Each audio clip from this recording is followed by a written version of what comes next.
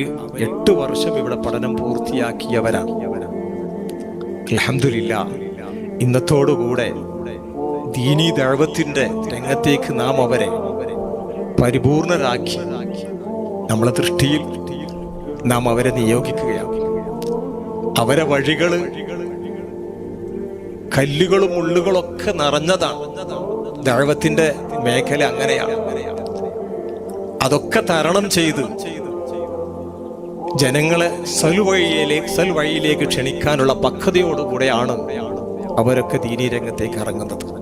ഇൻഷാ അല്ലാഹ്, നമ്മളൊക്കെ സാധുക്കളാണെങ്കിലും നമ്മുടെ ഉസ്താദുമാരിൽ നിന്നും നമ്മുടെ മശായിഖന്മാരിൽ നിന്നൊക്കെ കൈമാറിപ്പോന്ന ഇജാസത്തിന്റെ ആ ഒരു ശക്തിയിൽ, ആ ഒരു വിശ്വാസത്തിൽ, ആ ഒരു പിൻബലത്തിലാണ്, ആ ഒരു സമ്മതത്തിലാണ് നമ്മൾ അവർക്ക് ഇജാസത്ത് നൽകുന്നത്, അവർക്ക് നമ്മൾ സനദ് നൽകുന്നത്.